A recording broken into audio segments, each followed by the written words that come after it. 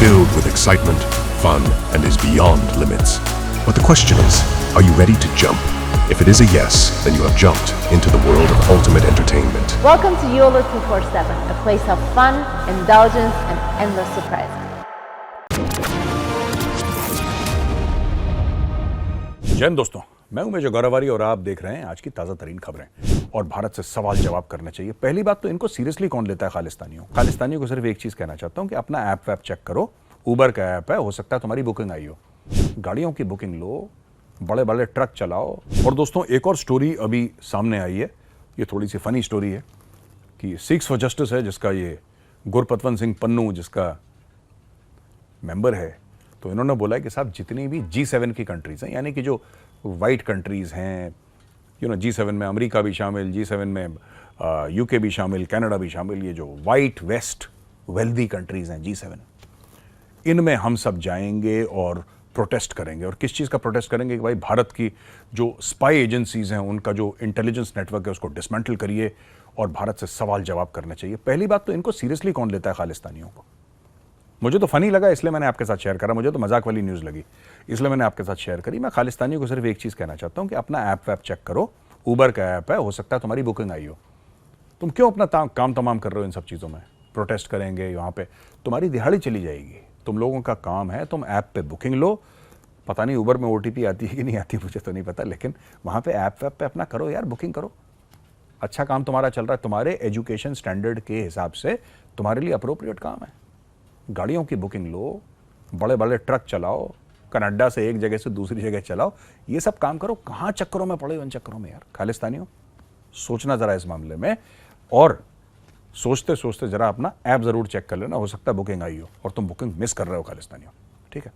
और दोस्तों एक आखिरी खबर मैं आपको और बताना चाहता हूँ, बड़ी इंटरेस्टिंग है ये खबर, मैंने नोट्स बनाए थे। ये देखिए, जो इजराइल का एम्बेसडर है यूनाइटेड नेशंस को, उनका नाम है गिलाड एर्दान, उसने बोला कि United Nations human rights committee, HRC जो है ना ह्यूमन राइट्स की, ह्यूमन राइट्स कमेटी में उन्होंने लोगों को बोला कि कितने और यहूदियों का कत्ल होगा जिसके पहले आप लोग समझेंगे कि समस्या क्या है। इन्होंने क्यों बोला? क्योंकि वहां पे पाकिस्तान के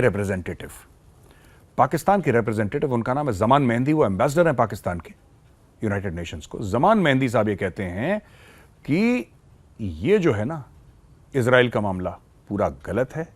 इजराइल ने जो अटैक करा है गजा पे वो पूरा गलत है, इजराइल को नहीं करना चाहिए। और एक और चीज उन्होंने बोली, उन्होंने ये बोल दिया कि साहब सारी की सारी कंट्रीज हैं, खास तौर से ऑर्गेनाइजेशन ऑफ इस्लामिक कोऑपरेशन, जो 57 इस्लामिक मुल्कों का गठजोड़ है, उनको टुगेदर आके, एक साथ आके, एक प्लेटफॉर्म पे आके इजराइल को कंडेम करना चाहिए और इजराइल के खिलाफ एक्शन लेना चाहिए। अच्छा, जैसे ही मैंने नाम देखा तो मैंने चेक करा, पता लगा पाकिस्तानी है, फिर मुझे समझ में आ गया कि भाई पाकिस्तानी है, आप इनसे और क्या तवज्जो रखेंगे, क्या उम्मीद रख सकते हैं? एक आतंकी मुल्क का एम्बेसडर आतंकवाद की ही बात करेगा। और बात सिर्फ आप देखिए ना पाकिस्तान में किस तरीके से बयान उनके सीनियर लीडरशिप के आते हैं। जब इमरान खान प्रधानमंत्री था उसने ओसामा बिन लादेन को शहीद बोला। जब शाह महमूद कुरैशी उनका फॉरेन मिनिस्टर था तब मीडिया वालों ने पूछा कि आप बताइए ओसामा बिन लादेन आतंकी है या शहीद? वो कंफ्यूज हो गया, सकपका गया, उसने बोला नो कमेंट्स। शहबाज शरीफ खुल के सपोर्ट कर रहा है हमास के एक्शन को, वो कह रहा है कि ये तो होना ही था, ये तो होना ही था साहब। Pervez Musharraf, he is no more, नहीं है इस दुनिया में परवेज मुशर्रफ। परवेज मुशर्रफ ने यह बोला कि साहब ओसामा बिन लादेन हमारा हीरो है, हाफिज सईद हमारा हीरो है। ऐसा देखिए, तो जब जहां के लीडर, जितने भी लीडर हैं पॉलिटिकल या मिलिट्री लीडर, परवेज मुशर्रफ तो जनरल था आर्मी का, जब आपके जो टोटल बड़े हैं उस घर के, कोई भी एक घर, पाकिस्तान मानिए घर है, उसके घर के बड़े जब आतंकवादी हैं या आतंकी सोच रखते हैं, तो घर के छोटे जाहिर सी बात है आतंकी सोच रखेंगे। तो जो पाकिस्तान के ये डिप्लोमेट ने बोला वो कोई बड़ी बात नहीं है, और मैं इससे बिल्कुल भी दोस्तों सरप्राइज नहीं हूं। ये आतंकवादी मुल्क है, इसकी सोच आतंकी है। अच्छा, ये तो थी भारत की बातें। अब चलते हैं साहब, हम आपको इजराइल और हमास के बीच में जो वॉर चल रहा है उसके बारे में कुछ आपको बताते हैं। देखिए, एर्दोगान जो है तुर्की का प्रेसिडेंट, उसने ये बयान दिया है कि साहब ये जो इजराइल वाले हैं हमास कि जो हमले का इन्होंने जवाब दिया है वो डिस्प्रोपोर्शनेट दिया है। और व्हाट इज डिस्प्रोपोर्शनेट? यानी कि जितना उनको देना चाहिए था। यानी कि किसी ने मुझे अगर थप्पड़ मारा तो मैंने उसको गोली मार दी, ये डिस्प्रोपोर्शनेट हो गया। प्रोपोर्शनेट क्या होता है? प्रोपोर्शनेट ये कि उसने थप्पड़ मारा, मैंने भी थप्पड़ मार दिया। अब देखिए, थोड़ा सा समझने वाली बात है, ये जो अर्दोगान बात कह रहा है ना, वो गलत नहीं कह रहा। डिस्प्रोपोर्शनेट रिस्पॉन्स होता है and there is a theory of disproportionate response. Bharat भी यही करता है।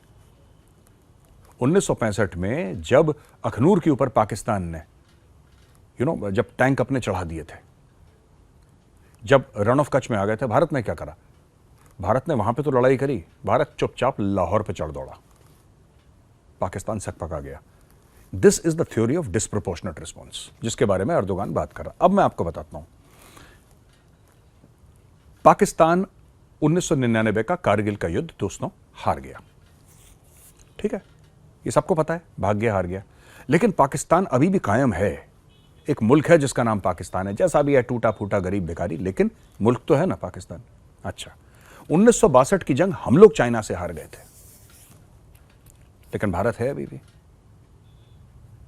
इजराइल का मामला अलग है। इजराइल को यह बात पता है कि अगर इजराइल एक बार भी लड़ाई हार जाता है दोस्तों, एक बार लड़ाई हार जाता है, 4-5 लोग मिलकर इजराइल पे हमला करते हैं, 4-5 देश मिलकर, जैसे कि 1967 में 6 डे वॉर में करा था, वैसा कोई ड्रामा करते हैं और इजराइल भगवान न करे हार जाता है, Israel will cease to exist. फिर उसके बाद कोई इजराइल नहीं रहेगा। और ये मैं कई इजरायलियों से सुन चुका हूं, और बड़े सीनियर इजरायली से, जो डिप्लोमेट्स हैं, उनके जनरल्स हैं, मैं उनसे मिल चुका हूं, उनसे बातचीत कर चुका हूं, वो सिर्फ एक बात कहते हैं कि इजराइल के लिए there is no second chance. आप लड़ाई जीते हैं, हारें, ठीक है, आपको बुरा लगेगा, आपकी ईगो हर्ट होगी, आपकी थोड़ी सी ज़मीन चली जाएगी, या आप किसी और से ज़मीन ले लेंगे, ये सब होगा। लेकिन अगर इजराइल लड़ाई हार जाता है तो इजराइल समाप्त हो जाएगा, और ये बात इजराइल को पता है। और इजराइल को पता है कि छोटा सा मुल्क है और चारों तरफ दुश्मनों से वो घिरा हुआ है। इसलिए जब भी इजराइल रिस्पॉन्स देता है तो डिस्प्रोपोर्शनेट रिस्पॉन्स ही देता है। और आई एम ग्लैड, मैं बड़ा खुश हूं कि इजराइल ने डिस्प्रोपोर्शनेट रिस्पॉन्स दिया है। जहां तक एर्दोगान की बात है, एर्दोगान तो साहब अपनी पार्लियामेंट में हमास वालों को बुला के प्रेस कॉन्फ्रेंस करवा रहा है। समझ रहे हैं आप? हमास के आतंकवादियों के साथ उठना बैठना एर्दोगान का है। और ऐसा क्यों है? टर्की जो है वो यूरोपियन यूनियन का मेंबर है, और यूरोपियन यूनियन ये मानती है कि हमास एक आतंकी संगठन है, अमेरिका भी मानता है आतंकी संगठन है। फिर तुर्की का ऐसा करना ये बिल्कुल गलत बात है दोस्तों। अच्छा, एक और चीज हो गई कि जॉर्ज वॉशिंगटन यूनिवर्सिटी, अमेरिका की बड़ी एक मशहूर यूनिवर्सिटी है, वहां पे कई सारे स्टूडेंट जमा हुए, पैलेस्टीनियन स्टूडेंट्स जमा हुए, फेस में मास्क पहने उन्होंने, यानी कि नकाब पहने, जैसे कोविड टाइम पे पहनते थे हम लोग, नकाब पहने, और उन्होंने उन्होंने हमास को खूब सपोर्ट करा, जोर शोर से, पैलेस्टीन को नहीं, हमास को।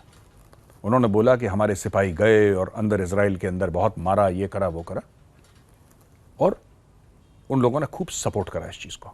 दोस्तों, आपको पता है इसका रिएक्शन क्या हुआ है? इसका रिएक्शन ये हुआ है कि कल परसों हमने कवर करा था कि हार्वर्ड में ऐसा हुआ था, बड़े बड़े अमेरिकन अरबपति अब ये कह रहे हैं कि इन लोगों के नाम बताओ जरा, इनको हम अपनी कंपनियों में नौकरी नहीं देंगे। राइट?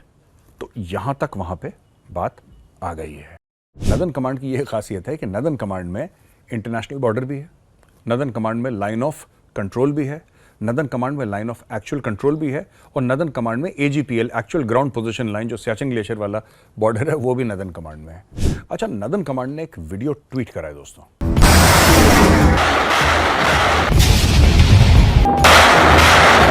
नदन कमांड यानी कि भारतीय सेना का जो उत्तर का जो पूरा एरिया है उसको, तो नदन कमांड में क्या आता है? 14 कोर, 15 कोर, 16 कोर, ये मुख्य तौर पे ये नदन कमांड का हिस्सा हैं। 14 कोर यानी कि पूरा वो लेह लद्दाख वाला एरिया, सियाचिन से लेकर कारगिल तक पूरा का पूरा। 15 कोर पूरी की पूरी कश्मीर घाटी, और 16 core south of Pir Panjal, Jammu का एरिया, उसमें किश्तवाड़ भी शामिल, उसमें भिंबर गली भी शामिल, उसमें जम्मू भी शामिल, अखनूर, सूरनकोट, सब कुछ उसी में शामिल। तो 14, 15, 16 कोर, तो ये है यहां पे नदन कमांड। अच्छा, नदन कमांड ने लाइन ऑफ एक्चुअल कंट्रोल, जो कि नदन कमांड से भी जाती है, और जगह से भी जाती है, लेकिन नदन कमांड से भी जाती है, ईस्टर्न कमांड से भी जाती है वो। लेकिन नदन कमांड ने ये दिखाया है कि किस तरीके से हथियारों का वहाँ पे ट्रायल चल रही है, किस तरीके से प्रशिक्षण दिया जा रहा है, किस तरीके से एडवांस वेपनरी वहाँ पे इस्तेमाल हो रही है। दोस्तों, एक जगह आप देख रहे हैं बहुत दूर, भारत से हज़ारों किलोमीटर दूर, तो एक तरफ आपकी खुल के लड़ाई हो रही है इजरायलियों की हमास के साथ में लेबनान भी कूद गया है, साथ में और जगह के लोग भी आ रहे हैं, तो 2-3 फ्रंट पे अलग से लड़ रहा है इजराइल। एक तो ये बात है, और दूसरी बात क्या है कि यहां पे भारत तैयार है किसके खिलाफ। नदन कमांड की क्या खासियत है, मैं आपको एक बात बताता हूं। नदन कमांड की यह खासियत है कि नदन कमांड में इंटरनेशनल बॉर्डर भी है, नदन कमांड में लाइन ऑफ कंट्रोल भी है, नदन कमांड में लाइन ऑफ एक्चुअल कंट्रोल भी है, और नदन कमांड में एजीपीएल, एक्चुअल ग्राउंड पोजीशन लाइन, जो सियाचिन ग्लेशियर वाला बॉर्डर है, वो भी नदन कमांड में है। तो नदन कमांड एक ऐसा कमांड है जिसमें कि चारों के चारों बॉर्डर है। मुझे नहीं लगता कि और कोई ऐसा कमांड है जिसमें चारों के चारों बॉर्डर हैं। दोस्तों, देश के, हमारे देश में मुख्य तौर से 4 बॉर्डर हैं, तो ये चारों के चारों नदन कमांड में है। अब सोचने वाली बात यह है कि भारत इन हथियारों का इस्तेमाल क्यों करेगा, किसके खिलाफ करेगा। कारगिल की लड़ाई आपको याद है, वो नदन कमांड में हुई थी। वो लाइन ऑफ कंट्रोल है पार पाकिस्तान, या फिर पाकिस्तान ऑक्यूपाइड कश्मीर कह लीजिए आप। इस तरफ लाइन ऑफ एक्चुअल कंट्रोल, उस पार तिब्बत, जो कि चीन की गिरफ्त में है। तो ये जो हथियारों का प्रशिक्षण हो रहा है, हथियारों का फौजियों को सिखाया जा रहा है कि किस तरीके से हथियार इस्तेमाल करें, क्योंकि भारत ये एक्सपेक्ट करता है कि 2 फ्रंट वॉर होगा। 2 फ्रंट वॉर क्या है दोस्तों? 2 फ्रंट वॉर ये है जिसमें कि चीन और पाकिस्तान के साथ एक साथ लड़ाई होगी, एक साथ दोनों हमला करेंगे भारत के ऊपर, और भारत को एक ऐसा सिनेरियो 2 फ्रंट का जहां पे भारत को दोनों से भिड़ना पड़ेगा। और वो कहां भिड़ेंगे दोनों एक साथ? वो नदन कमांड में भिड़ेंगे। और जगह भी लड़ाई होगी, ऐसी बात नहीं है कि western command, south western command, eastern command, southern command यहां पे नहीं होगी, लेकिन दोनों फ्रंट में जो लड़ाई होगी मुख्य तौर से वो नदन कमांड में होगी। दोस्तों, जैसे भारत जैसा देश है जिसके नेबर्स, जिसके पड़ोसी उसके दुश्मन हैं, उसके लिए ये नहीं कि लड़ाई कब होगी, लड़ाई कभी भी हो सकती है। और अगर लड़ाई नहीं हुई, इसका मतलब ये नहीं कि लड़ाई नहीं होगी।